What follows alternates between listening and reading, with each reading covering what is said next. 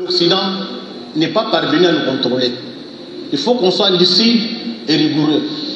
Donc, c'est mon point de vue que je donne. Je ne veux pas dire que j'ai les monopoles de la vérité. Quelles sont les sorties pour la crise de l'étudiant, l'élève qui me demande? Je pense qu'il faudrait que les Congolais soient eux-mêmes. Ça signifie qu'un peuple conscient a une conscience historique. Nous commettons les mêmes erreurs parce qu'on n'a pas tiré les leçons de l'histoire. Quand vous regardez de plus près aujourd'hui, ce qui s'est passé ici, ça s'est passé du temps de Mobutu. Curieusement, ce sont les mêmes acteurs. C'est toujours la même communauté internationale. Et vous connaissez l'objectif, parce qu'il y a des gens qui doutent ici. J'étais à Washington, au département d'État américain. Pour ceux qui doutent de l'implosion du Congo, malheureusement, je n'ai pas amené le journal et j'ai publié les documents. Une dame qu'on appelle Catherine, vous pouvez aller à l'ambassade américaine vérifier, elle était en charge de l'économie. Catherine, après avoir parlé de la bancarisation, elle m'a pris de côté. Elle me dit ceci: Monsieur Freddy, nous sommes inquiets pour votre pays. On ne voit pas les élites émerger. Ça vient. J'étais au département d'État. Parce qu'ici, on est en train de minimiser, parce que nous passons tout notre temps à se chamailler, parce qu'il faut accéder au pouvoir pour manger. Mais on ne voit pas les dangers qui guettent notre pays. Nous qui sommes au centre des informations, on prend ce courage de le dire. Je peux dire, beaucoup de gens me disent, oh, tu n'as plus populaire. Moi, je n'ai pas besoin de popularité parce que je ne suis pas un politicien, je ne serai pas candidat. L'intellectuel est là pour donner l'information. Et c'est capital. Deuxième élément, pourquoi il y a des contestations après l'élection.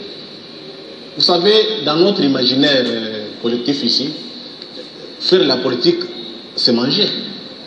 Et si tu es écarté de la mangeoire, c'est la mort. Donc, ou bien, ceux qui sont au pouvoir quittent, vous entrez, ou bien vous entrez pour manger. Parce que réellement, les gens faisaient la politique, on devrait régler les conflits. Ça fait la politique. Il y a des conflits de pouvoir, vous négociez, vous trouvez un compromis. Et ce compromis politique permet à ce que les sociétés vivent en paix. Chez nous, ce n'est pas le cas. Il y a des extrêmes.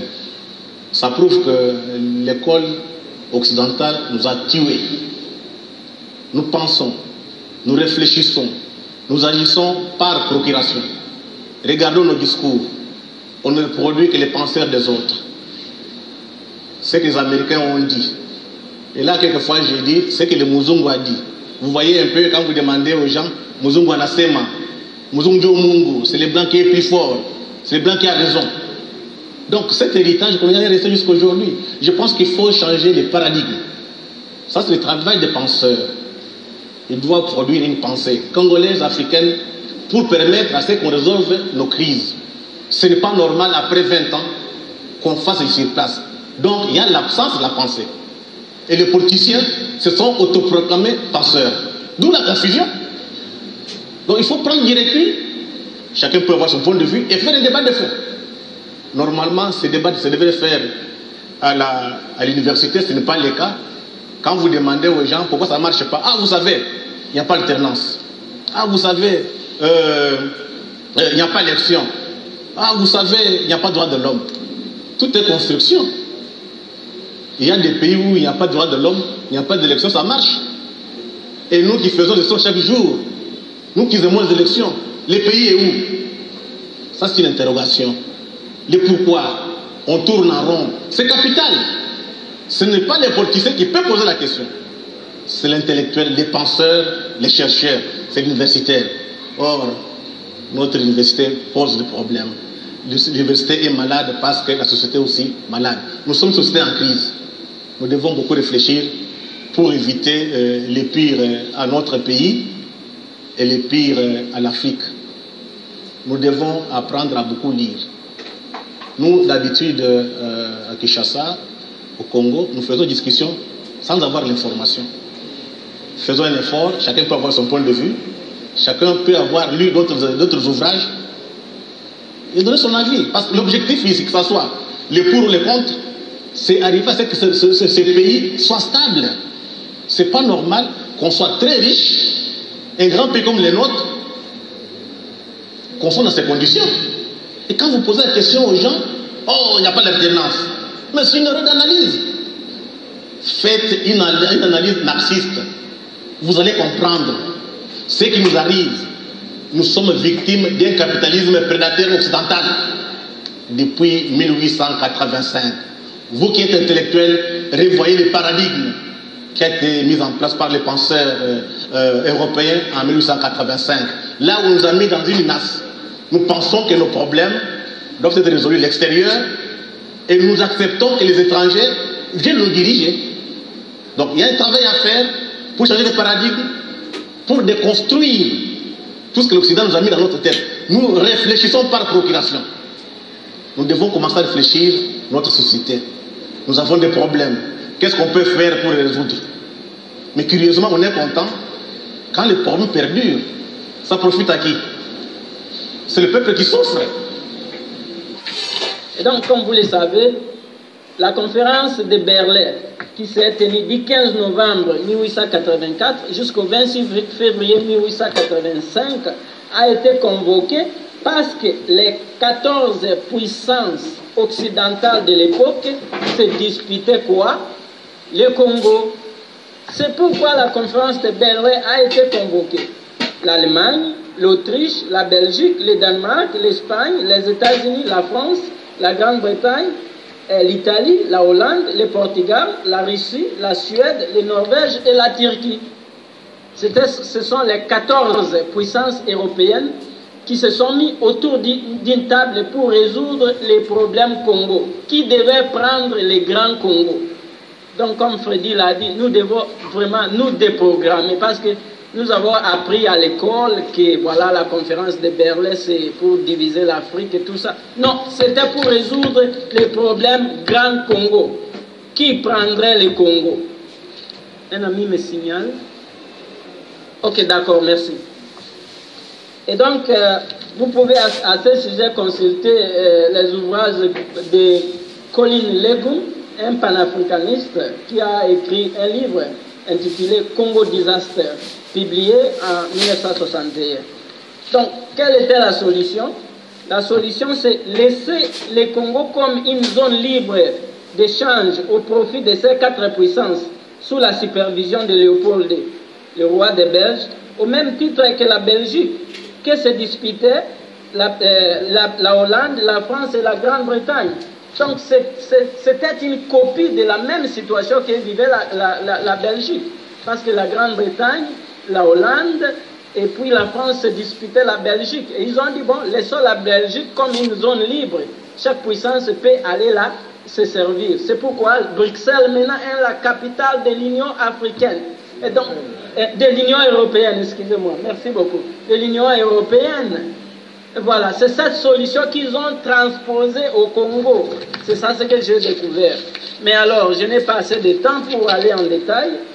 Si nous revenons ici à nos jours, c'est pourquoi la guerre d'Isir de 98 a été qualifiée de produit de la deuxième conférence de Berlin. En effet, les coltans congolais profitaient à toutes les puissances occidentales dont les multinationales se sont installées à l'est du Congo, y compris plus de 300 compagnies américaines qui sont présentes là à l'est du Congo, même aujourd'hui, installées au Rwanda, au Burundi et en Ouganda. Voilà. Mais alors, pourquoi les États-Unis réclament-ils un certain droit d'ingérence à la République démocratique du Congo? Pourquoi? Paraphrasant Staley, qui a dit que sans le Congo, sans les chemins de fer, le Congo ne vaut un penny. Nous pouvons paraphraser Staley en disant que sans les capitaux américains, le Congo ne vaut pas une colonie. Pourquoi? Parce que sans les capitaux américains, Léopold II ne pouvait pas avoir fondé une colonie ici. Il est allé aux États-Unis emprunter l'argent de Rockefeller, Morgan. Vous connaissez ces banques qui sont encore opérationnelles au Congo. Et où sont les capitaux? D'où sont venus les capitaux Morgan, de Rockefeller, de la traite des esclaves. Et donc vous voyez, nous sommes kidnappés, notre labeur aux États-Unis, aux Amériques, produit les capitaux pour les Occidentaux et puis ils reviennent investir dans une colonie qu'on appelle les Congo. Voilà. Alors, me dire que les États-Unis n'ont jamais eu des colonies en Afrique, ça c'est faux. Parce que les Congo étaient en quelque sorte une colonie indirecte des États-Unis. Parce que sans les capitaux américains, il n'y aurait pas une colonie qu'on appelle la République démocratique du Congo. Vous pouvez lire à cet effet l'ouvrage de Adam Rothschild, King Leopold Ghost, c'est-à-dire les fantômes du roi Léopold, et je passe parce que je n'ai pas assez de temps. Donc, oui, voilà, ok, d'accord. Oui. Alors, le président américain de l'époque, Chester Arthur, a soutenu ces projets des projets coloniaux de Léopold au Congo. Non seulement pour trouver un nouveau débouché pour les investissements américains. Vous savez, à cette époque-là, l'American Congo Company a été établie à cet effet. Mais aussi pour y ramener les Noirs américains au Congo à l'instar du Libéria. Donc, les Américains voulaient faire d'une pierre deux coups. Faire revenir les Noirs et les anciens esclaves ici comme ils ont fait au Libéria. Et puis, exploiter les richesses de ces pays. Voilà l'intérêt des Américains à la conférence de Berlin. Alors, à la conférence de Berlin, John Casson, alors ambassadeur américain à Berlin, s'est félicité du fait que c'était un citoyen américain. À vrai dire, un Britannique naturalisé américain, en la personne de Morton Stanley, qui a exploré le Congo pour justifier les droits d'ingérence américains au Congo. Et les historiens congolais comme Isidore Ndaiwel, Eli Kiambokolo et Georges Nzongola ont suffisamment évoqué ces faits dans leurs ouvrages. Mais je voudrais particulièrement attirer votre attention sur le livre du professeur Kabasu Baba Katulondi. Voilà. Voilà. Publié à cet effet dans le cadre de la New US Congo Project en 2013 et intitulé The Making of the Congo State in the US, a Forgotten Story. La fondation de l'État indépendant du Congo aux États-Unis, une histoire oubliée. C'est un livre de référence sur l'histoire des relations États-Unis-RDC.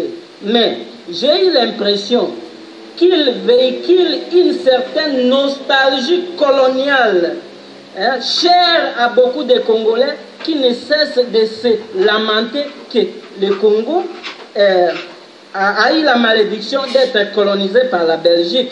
Ah, et si seulement si le Congo a été colonisé par les États-Unis, la Grande-Bretagne ou la France ou l'Allemagne, notre destin serait autrement. À mon avis, aucun esclavage, aucune exploitation n'est moindre mal par rapport à un autre. Et merci. Et les anciennes colonies françaises et britanniques en Afrique sont-ils devenus des paradis par rapport au Congo de Léopold? Vois-moi la situation en Côte d'Ivoire aujourd'hui. Et donc, comme Freddy l'a dit, déprogrammons-nous. Déprogrammons-nous. C'est quoi cette manière de penser? Et prenons-nous en charge. Tous les ismes, à mon avis, ont échoué au Congo et en Afrique, à commencer par le christianisme, le colonialisme, la Banque mondiale, les FMI, les ONG, tous ces mécanismes qu'on a mis sur place ici pour nous garder toujours à la quai de l'histoire ont échoué au Congo. Nous sommes seuls maintenant, l'homme noir, vous êtes seuls. Nous sommes seuls, personne ne s'occupe de nous, ni les missionnaires, ni les gens du FMI, ni la MONUSCO, nous sommes seuls. Mettez-vous en tête que nous sommes seuls. Nous sommes seuls face à notre destin et nous devons la prendre en main. Comme Mouzé Kabila l'a dit et Freddy l'a déjà cité, prenons-nous en charge. Et alors, nous ne sommes donc pas surpris qu'un groupe de policiers congolais récemment ait prié et supplié à genoux même le président Obama de leur envoyer un nouvel émissaire pour remplacer Ruth Feingold. Mais Ruth Feingold, vous connaissez, vous savez ce qu'il a dit. Il a estimé sur les ondes de la RFI que la solution pour la RDC, c'est sa partition. C'est le changement de ses frontières. Alors, qu'est-ce qui prouve que le nouvel émissaire américain ne lui emboîtera pas les pas? Alors, moi, je conclus que voilà comment certains Congolais se font avocats de la balkanisation de leur propre pays. Parce qu'ils prient l'exploiteur de venir, de lui envoyer encore d'autres nouveaux émissaires, mais avec le même agenda. Déprogrammons-nous, Freddy a raison. Déprogrammons-nous. Voilà. Et alors, dans ma recherche, j'ai épinglé 4 grandes politiques adoptées par les États-Unis sur la RDC depuis le début de la fin de la guerre froide jusqu'à nos jours. Et les 4 épisodes de guerre en RDC causés par ces 4 grandes politiques américaines sur la RDC. Alors, cette introduction suffit de justifier pourquoi les États-Unis réclament un certain droit d'ingérence aujourd'hui en RDC, notamment les 4 grandes politiques américaines dont je vais citer tout de suite là. Il s'agit, 1, de la politique sur le cobalt adoptée en 1982. C'est pourquoi Moïse Kabila, avec raison, avait déclaré qui refuse d'acheter le cobalt congolais. Qui? Les États-Unis ont adopté une loi de garder la mainmise sur le cobalt congolais et de ne jamais permettre à un autre concurrent, Chine soit-elle, de venir interférer là-bas. Cette loi a été adoptée en 1982. Et vous savez, Mobutu a régné ici pendant 32 ans. Il a gratuitement livré le cobalt aux Américains, à tel point que les réserves qu'il a données aux Américains se sont épuisées en 1997, ironiquement l'année où il a été renversé. Voilà. Et c'est ce que, parce que Moïse Kabila a dit non, il ne voulait pas être un autre Mobutu, il était en problème. Et donc la loi sur le cobalt, sans le cobalt congolais, il n'y a pas de moteur d'avion, il n'y a pas de véhicule spatial, il n'y a pas, il y a quelqu'un qui a parlé de l'industrie militaire américaine ici. Ça dépend du coltan, du cobalt congolais. Donc ça, les minéraux congolais, il n'y a pas une superpuissance qu'on appelle les États-Unis. C'est pourquoi ils doivent venir prendre ça gratuitement par tous les moyens nécessaires, y compris les guerres d'usine. Et la deuxième politique, c'est quoi? C'est le plan Bechtel rejeté par Moïse Kabila. Bechtel, c'est une grande, la plus puissante multinationale américaine. Quand Moïse Kabila est venu ici, Bechtel a apporté un plan de soi-disant reconstruction du Congo que Bechtel a mis sur la table de Moïse. Dit, nous allons exploiter les potentialités agricoles de la RDC, les minéraux, les infrastructures, tout ça. Et Moïse Kabila leur a dit, vous voulez que moi, je livre tous les Congos à une seule compagnie américaine? Ça, c'est impossible. Ça, je ne vais pas le faire. Si Moïse Kabila acceptait le plan Bechtel, il serait vivant aujourd'hui. Voilà, ça, c'est la deuxième politique. La troisième politique, c'est la loi Obama. J'ai oublié de dire que la première politique, la loi sur le cobalt, a conduit à la guerre de Kolwezi.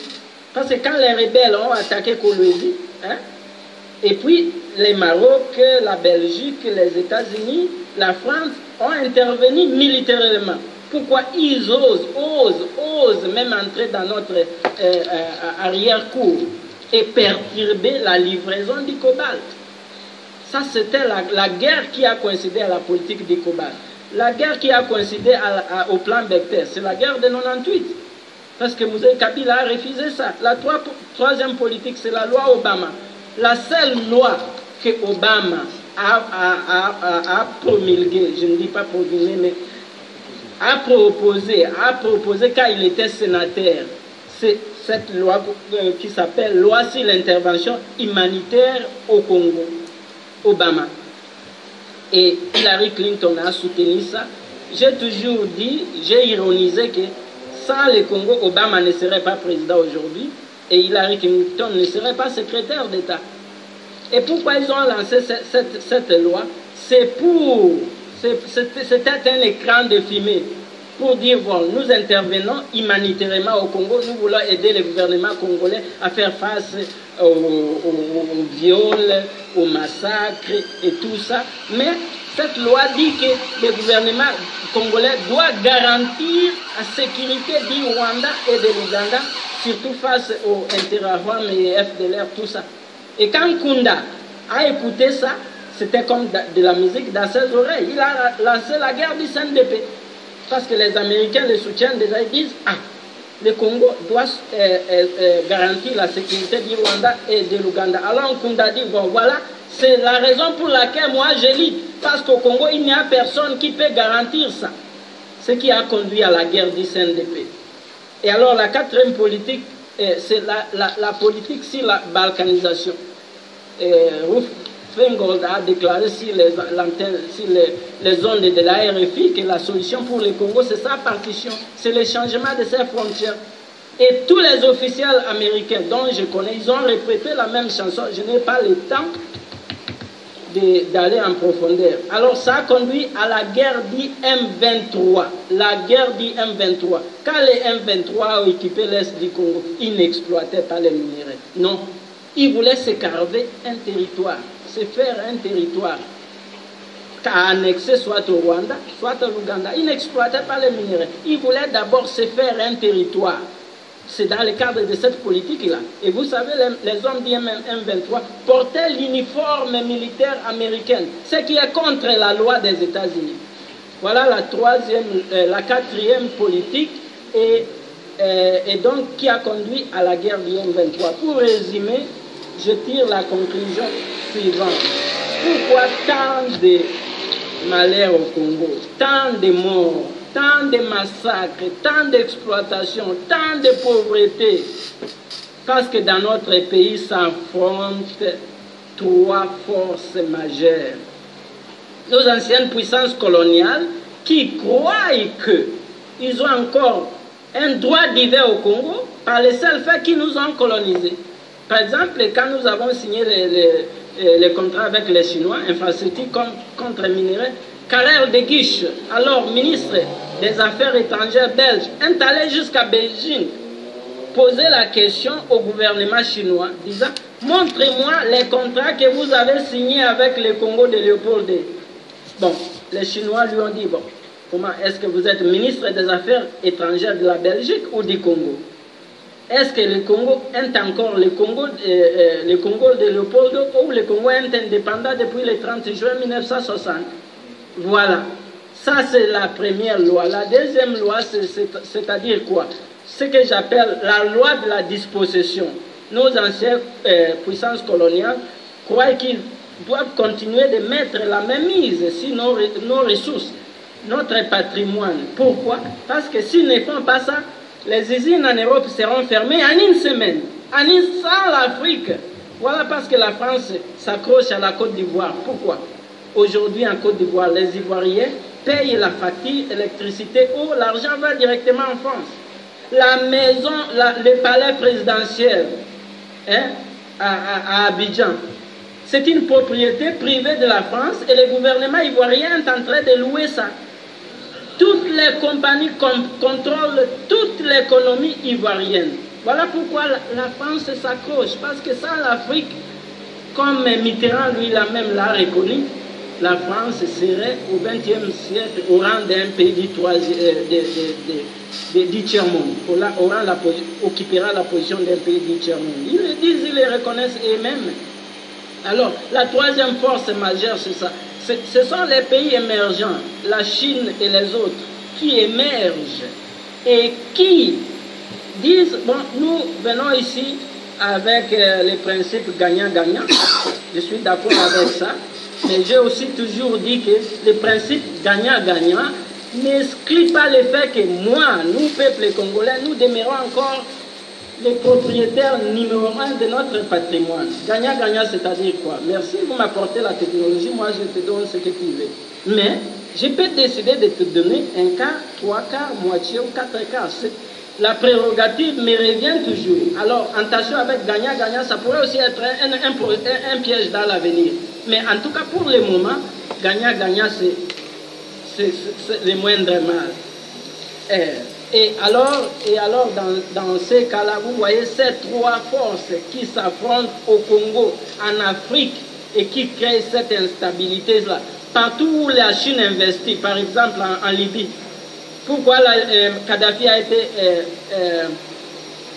été renversé, assassiné? Parce que la Chine a investi là beaucoup d'argent. La guerre au Congo, parce qu'il croyait que, bon, comme Kabila a suivi sa formation en Chine, il est pro-chinois, nous allons perdre. En Centrafrique, la même chose. La Chine a signé des contrats d'uranium. C'est pourquoi Bozizé a eu des problèmes. Au Mali, la même chose. Et donc, vous voyez que ces trois forces majeures s'affrontent au Congo. L'Occident a travaillé très sérieusement notre mental. Nous sommes formatés, il faut déformater. On a l'impression que on ne comprend pas comment les choses marchent à travers le monde. L'Occident, l'Europe, est parti en Chine. Elle a pris la boussole, la poudre à canon, l'imprimerie, autres invasions chinoises. La poudre à canon, langue de Chine. Avec ça, l'Occident construit sa puissance. Parce que l'Occident est pauvre, l'Occident n'a rien. Les Chinois avaient tout ça, mais les Chinois n'ont pas colonisé. Vous devez vous poser la question, pourquoi l'Occident, la Chine qui avait toutes ces inventions, n'a pas colonisé? Et la Chine était la première puissance à faire le tour du monde. Bien que beaucoup de gens n'ont pas eu l'information. C'est la Chine. Il y a des grands bateaux. Si vous partez au Kenya aujourd'hui, vous trouvez une descendance chinoise, avant que les Blancs arrivent chez nous. Mais comment l'Occident qui reprend ses inventions, les développe, il vient nous imposer. Aujourd'hui, ça fait 5 siècles de domination du monde occidental. Les cycles s'achèvent. Nous entrons dans d'autres cycles où d'autres civilisations émergent. Parce que pendant ces 5 siècles, il n'y avait que la civilisation judéo-chrétienne qui imposait sa volonté sur le monde. Aujourd'hui, les Chinois apparaissent, les Indiens, ils ne se réfléchissent pas comme les Occidentaux, tout comme les Indiens. C'est le moment que nous devons saisir pour tracer notre propre voie. La plupart des Occidentaux ici, je peux vous dire, ils peuvent être des amis, je ne vous respecte pas. Ils nous disent qu'ils sont très faibles sur le plan d'identité et caractère.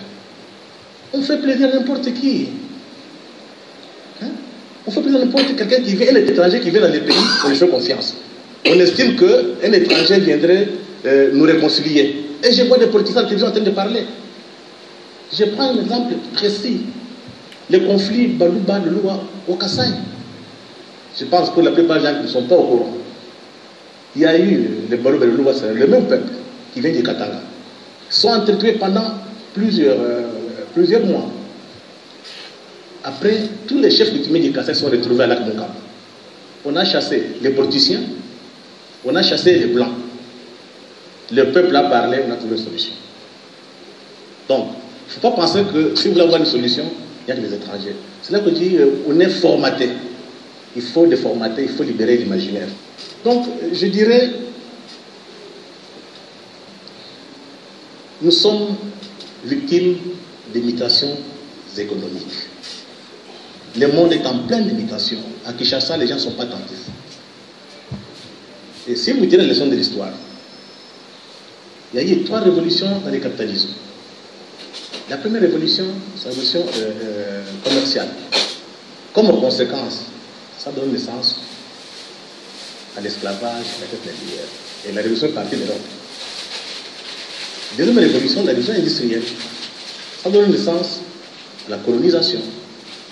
Maintenant, il y a une troisième révolution, la révolution de l'informatique, de la nouvelle technologie. On ne sait pas ça va donner quel monde. Ce sont des imitations. Quand les Occidentaux ont pris la décision de venir faire la guerre au Congo, ils n'ont demandé ni aux Congolais, ni aux Rwandais, ni aux Ougandais. Ils ont tracé leur ligne par rapport à leurs propres intérêts. Ils disent, ok, Museveni et Kagame, regardez notre plan. Vous devez l'exécuter. Ils ont exécuté les plans des autres.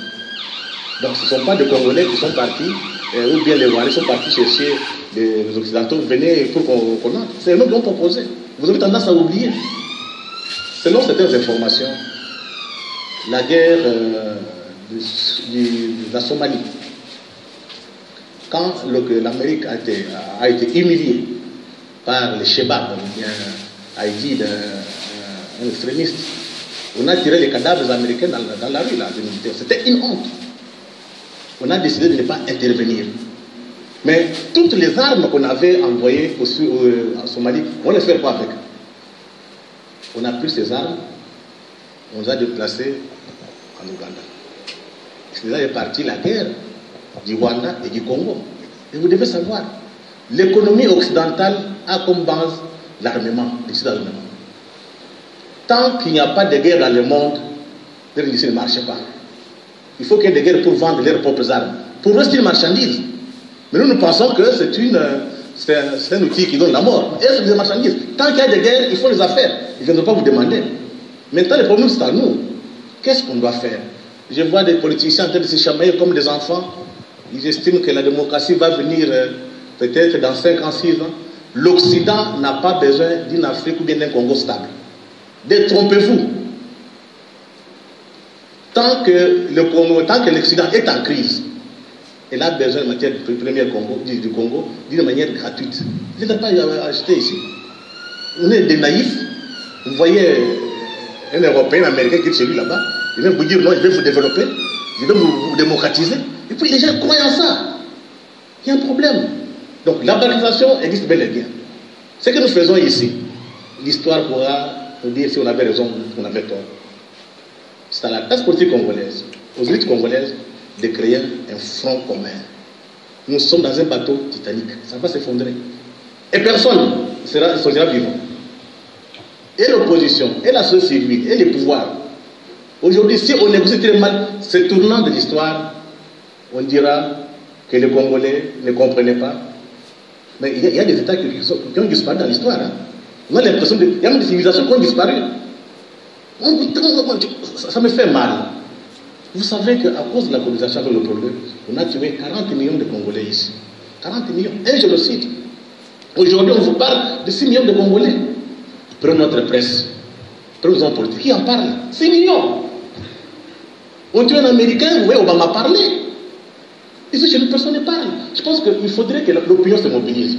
Parce que vous savez, quand vous êtes en dehors de la politique, la critique est facile. Hein. Vous dites, si moi je prends la place, je ferai mieux. C'est une erreur. Il y a beaucoup d'intérêts contradictoires. Je peux vous dire que même ceux qui pensent contrôler le monde, ne le contrôlent plus. On a vu, il y a un autre monde qui se redessine. Peut-être d'ici 2030, ça va se stabiliser. On ne sait pas quelle puissance va donner le monde. Donc il faut dans ces mutations qu'on se prépare. Au lieu de passer des discussions un peu inutiles, vous discutez sur la démocratie, bonne gouvernance, vous perdez votre temps. Et ça, c'est une stratégie pour désorienter notre peuple. Regardez ici, combien de gens arrivent. Avant qu'on entre ici, il y a eu beaucoup d'enfants ici. Nombreux. Chez Tigo, je ne sais pas si on est formés. Si nous arrivons avant, on demande de partir. Non, non. Vous, les politiciens, nous sommes fatigués. On a travaillé notre peuple. On nous a désorientés. Maintenant, il faut faire partout moyen pour réorienter ça. Ça demande du sacrifice. Ça, c'est aux élites, aux politiques. Et on doit être ensemble.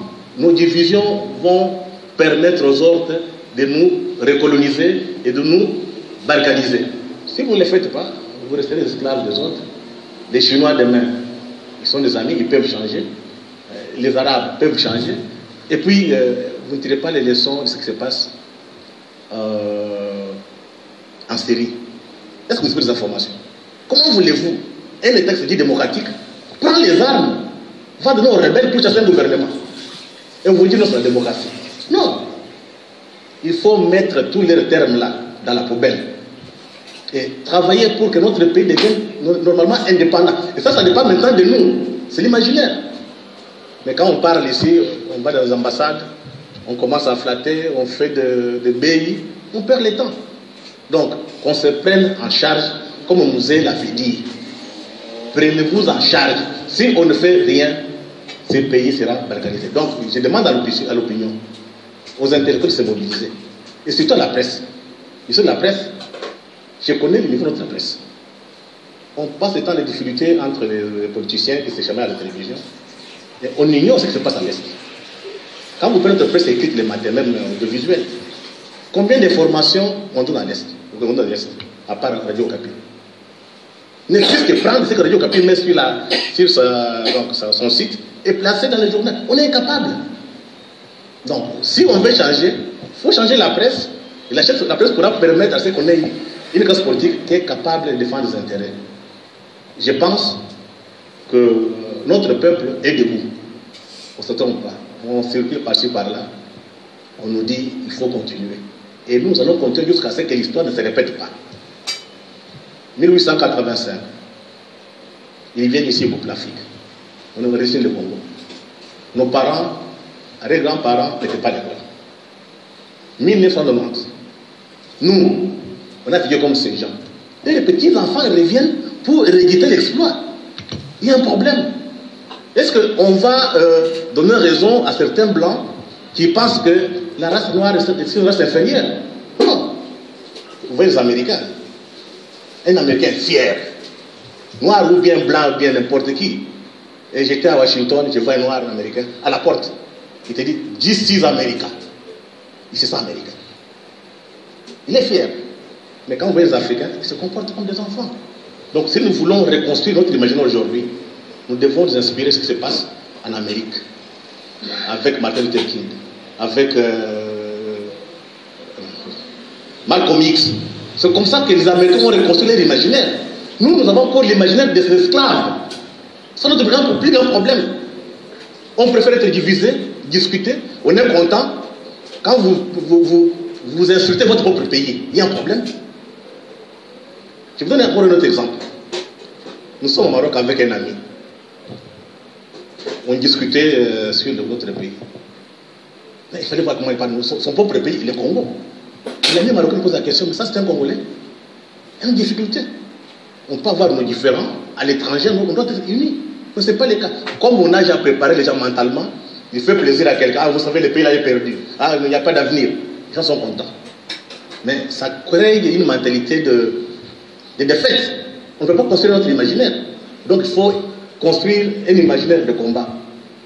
Dans ce pays, il y a eu des hommes. Mzee Kabila, Lumumba, Kimpavita, Kimbangu, Moulele. Ces gens sont battus pour ce pays. Ils sont morts.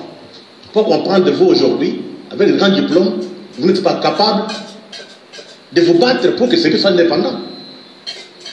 Par contre, nous sommes les premiers à aller de l'autre camp quand il ne fait pas de rébellion.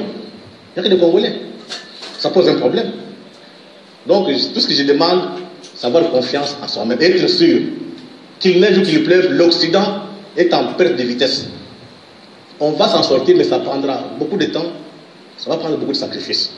Ça, mon point de vue, à ce qui concerne la mondialisation, il ne faut pas les espérer. Ceux qui parlent là, il faut les ignorer. Voilà. Voilà. Donc, aujourd'hui... Voilà. C'était bien dit. Ceux qui parlent là, il faut les ignorer. Ça a été bien dit, il a bien dit. Hein? Pourquoi? Il y a des Congolais qu'on a bousillé le cerveau d'intelligence. Ils sont prêts à sacrifier le Congo RDC. Pourquoi? Parce que pour eux, ils ont besoin de manger. Pour eux, un Congo meilleur ne les arrangerait pas. Ils ont besoin d'avoir l'argent pour leurs femmes et leurs 40 maîtresses. Ils ont besoin d'être toujours à la botte de l'homme blanc. Regardez Félix Tshisekedi, Moïse Katumbi. Ils sont allés en France, ils sont allés en Belgique, États-Unis. La honte. Faire la courbette aux gens qui ont tué Patrice Lumumba. La honte. Est-ce que le Congo RDC appartient à la France? Est-ce que le Congo RDC appartient à la Belgique? Est-ce que le Congo RDC appartient aux États-Unis? Niet. Ça appartient au peuple congolais. Mais pourquoi l'homme blanc joue avec l'homme noir congolais? Parce que le Congolais lui-même, il est malade dans sa tête. Oui. Vous avez des Congolais pour $100. Vous avez des Congolais pour $200. 300 $. On leur donne, on leur dit, Kende Oboma Moto Wana. Ils vont aller tuer. Hein. Car celui qui a tué Rossi, Mukendi, le policier là, qui vous dit pas qu'on lui a donné 200 $ ou 300 $ pour aller tuer Rossi? Hein? Peuple congolais, il faut sortir de l'imbécilité. Moi, j'en ai marre. J'en ai marre. Il est temps que le peuple congolais prenne conscience. Il y avait des Congolais à l'époque. Quand ils font des marches, vous demandez aux Congolais, Ponanini Baso Bomana RDC. Oh, Yebi, Ezakaka Pona Colton. Hein? Mais c'était pas que le colton. Baso Boma peuple congolais depuis Kalaponani. Ngai na Kolobanabino. Il tuait le peuple congolais pour naba technologie nyonso. Bota la voiture volante. Hein? Ils ont besoin du colton, du cobalt, du tantal. Des minéraux des terres rares. Les voitures électriques, ils ont besoin du cobalt. Les blocs opératoires aux États-Unis, en France, en Belgique, ils ont besoin du cobalt.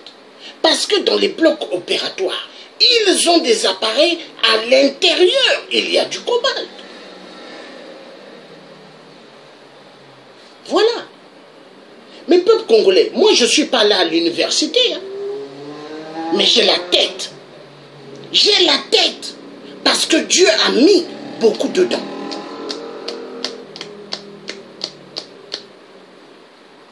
Et mon père, comme je disais tout le temps, quand on me demandait par des oncles devant mon père, plus tard tu aimerais faire quoi? Je disais être un grand médecin, parce que j'étais fort quand j'étais petit, j'étais fort en mathématiques. Mais mon père, qu'est-ce qu'il disait? Je ferai tout, tu ne seras jamais médecin. Voilà. Voilà des Africains à la con qui ont participé au jeu de l'homme blanc. Oui, et vous verrez la plupart qui ont épousé des femmes blanches. Ils sont tarés dans leur tête, malades dans leur cerveau. Et mon père, c'est un enfoiré de merde. Parce que mon père a étouffé mon ambition. Mais est-ce que moi, je vais étouffer l'ambition de mes enfants? Non. Mes enfants, s'il y en a qui veulent être des ingénieurs, je vais pousser à ce qu'ils arrivent. Mais un papa qui empêche son enfant à devenir ce qu'il aimerait être, c'est un monstre. Il est pire qu'un colon. Oui, et mon père, c'est un colon de merde. Mais Dieu m'a donné une tête. Et aujourd'hui, je me lève pour l'Afrique. Je me lève pour l'Afrique parce que Dieu m'a mis des trucs à l'intérieur en moi. La libération de l'Afrique. Et elle va se faire. Et je dis à la communauté internationale, le tiers africain, il vous a pas pris des armes et mettre sur vous. Hein. Mais le tiers africain, il parle. Et j'ai le droit de parler. J'ai le droit de dire la vérité. Parce que vous tuez chez moi, au Congo-Brazzaville, au Poul. Vous tuez au Congo RDC, vous tuez au Gabon, vous tuez au Cameroun, vous tuez en Angola, vous tuez en Centrafrique, toute l'Afrique. J'ai le droit de parler. Quand je m'apprêtais à voyager pour Bordeaux, oh, vous savez, il y a un dossier, le gouvernement français a un dossier de la justice contre vous. J'ai fait quoi au gouvernement français? Les enfoirés de merde. C'est vous qui allez tuer chez moi au Congo-Brazzaville. Vous tuez pour le pétrole. Vous tuez pour les pillages des minéraux chez moi. Mais foutez-moi la paix. Je suis devenu français à partir de Emmanuel Macron? Non. Je suis français à partir de mes parents qui sont des blancs, des Gaulois maternels. Et foutez-moi la paix. Je vous dois rien. Et aucune justice ne me fait peur. Parce que je n'ai pas mis de bombes quelque part. J'ai rien fait. Je dis la vérité. Les enfoirés de merde. Vous croyez que vous allez tuer et moi je vais vous regarder? Hein? Enfoirés de merde.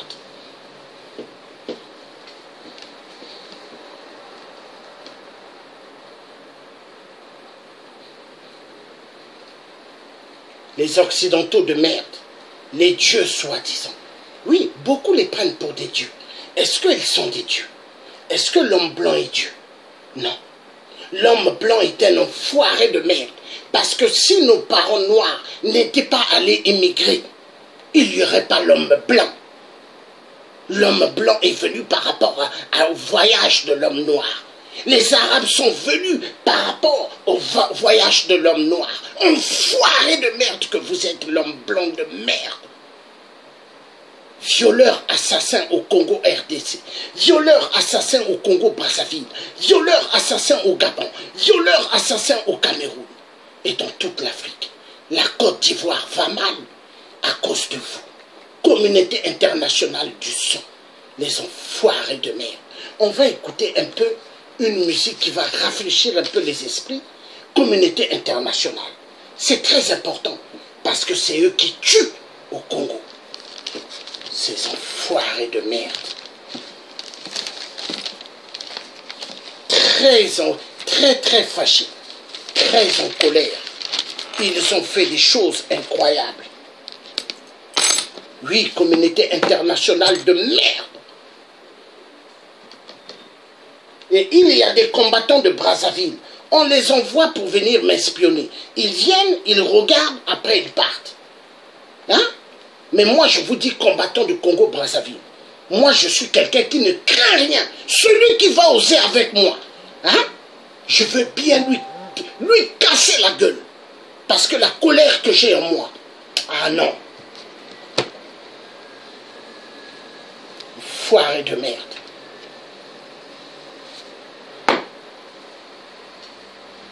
L'homme blanc se croit le maître. Il se croit le maître du Congo. Il se dit que lui, il est le patron. Mais il n'est pas le patron. Enfoiré de merde.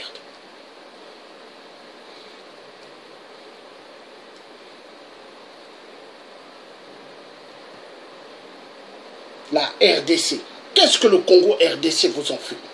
Ce pays vous a donné l'arme nucléaire. Vous avez gagné la guerre du Japon par rapport à l'uranium du Congo RDC.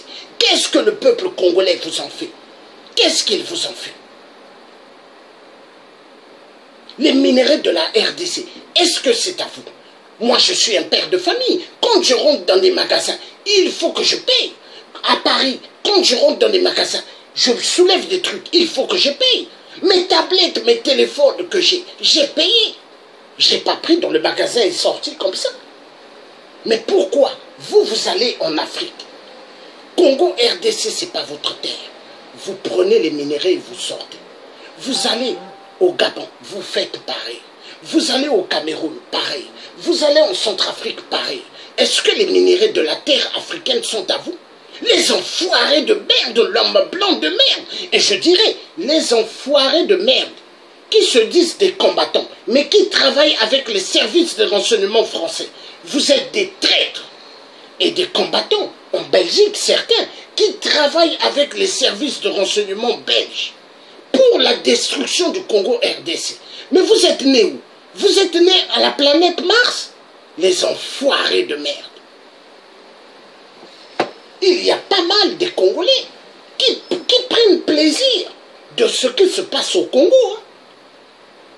Et quand il y a le football, tous les Congolais sont devant les téléviseurs, en train de sauter de joie. Est-ce que ceux qui fuient au Kivu, au Kasaï, à Goma, est-ce qu'ils ont des télés? Honte à vous, les Congolais traîtres.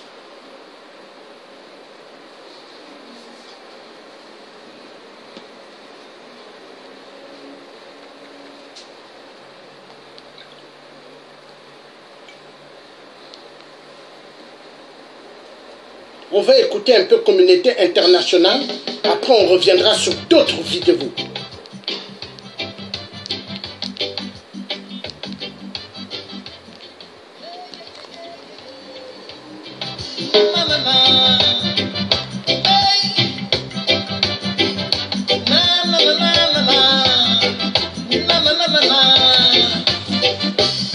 Elle est venue de si loin pour le compte de Babylone, valise pleine de bombes pour armer des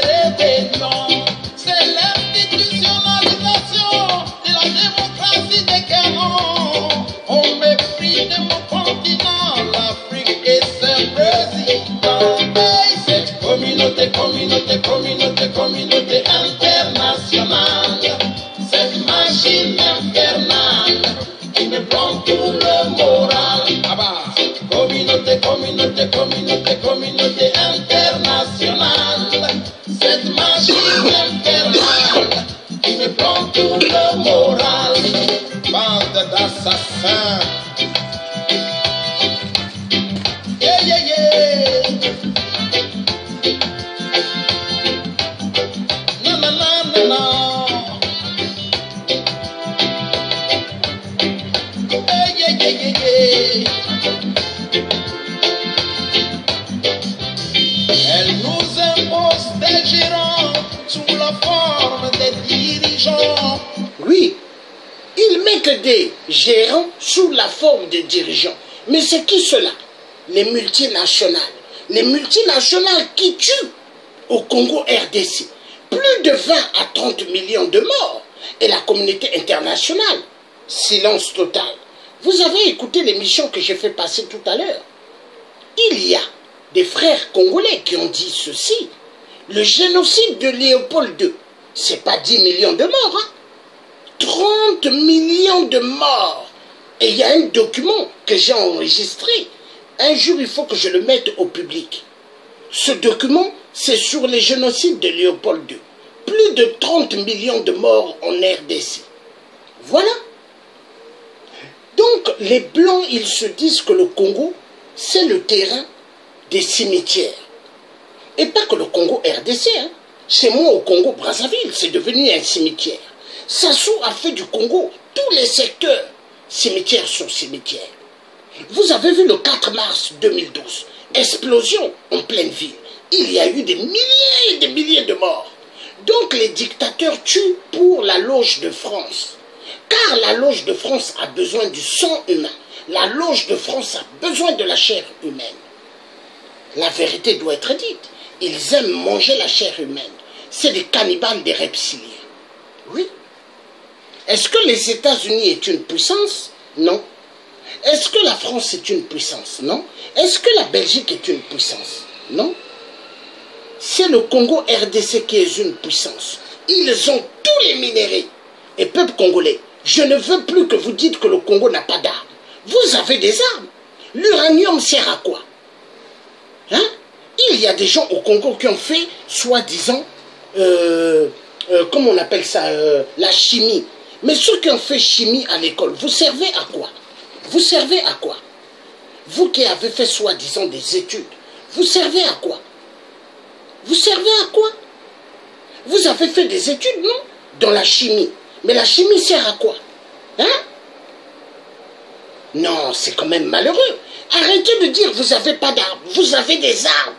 Parce que les minéraux qui sont sur le sol congolais, c'est avec ça qu'eux, ils font des armes. Ouvrez l'intelligence. Arrêtez de danser Kofi Olomide. Arrêtez de danser Werason. Arrêtez de danser Zaïko. Arrêtez de danser Héritier. Tout cela, c'est des musiques de 666. Écoutez Communauté Internationale. Moi, j'écoute ça. Moi, j'écoute les chansons révolutionnaires, moi. Hein? Car je suis un révolutionnaire. Hein? Hein?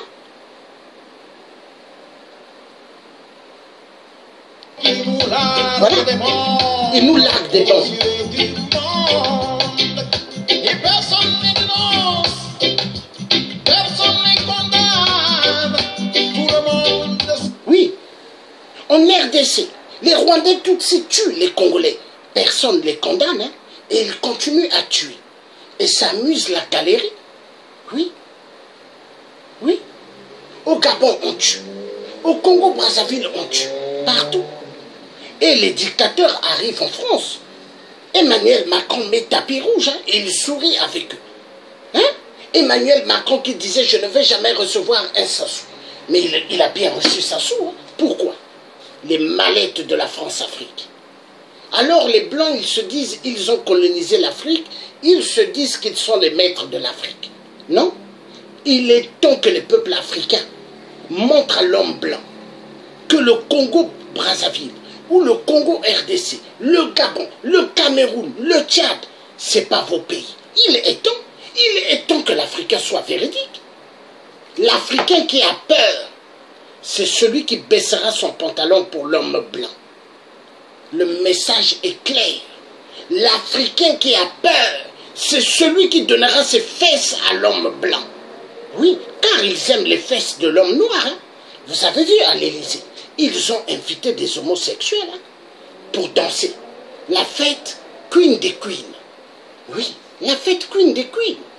On va écouter communauté internationale.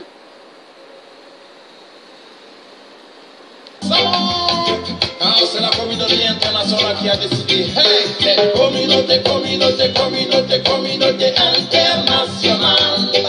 Cette machine infernale qui me prend tout le moral. Ah bah, communauté internationale.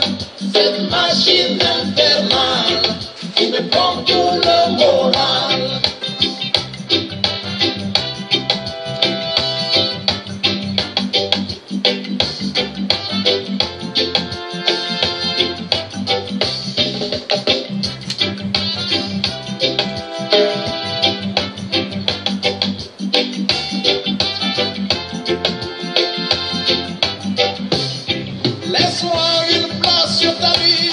J'y habiterai sans rancune. Laisse-moi mon Afrique et tu peux garder tout ton fric. Laisse exprimer ma plume, je t'écrirai l'histoire de l'Afrique. Tu connaîtras mes origines, un peuple qui veut être libre. Hey! Communauté internationale. Cette machine infernale qui me prend tout le moral. Ah bah, communauté internationale. Cette machine infernale qui me prend tout le moral. La maman pleure car son enfant meurt. L'enfant pleure car sa maman meurt. Bombardé par l'Organisation des Nations Unies. Pour des victimes au Rwanda. Pour des victimes en Côte d'Ivoire, pour des victimes au Libéria. Trop de victimes au Congo RDC. Et la communauté internationale, ils ferment les yeux. Pourquoi? Cette même communauté internationale sont au Congo RDC. Oui. Ils sont là-bas. Les Américains, les Français, les Belges, les Allemands. Ils sont là-bas. Tous. Ils sont en train de voler les minéraux.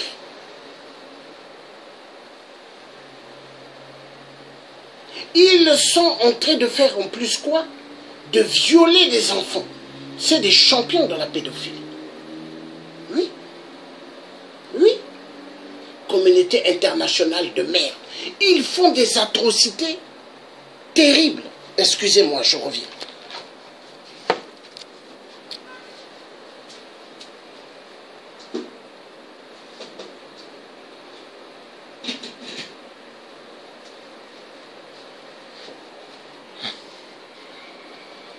Ils font des atrocités terribles.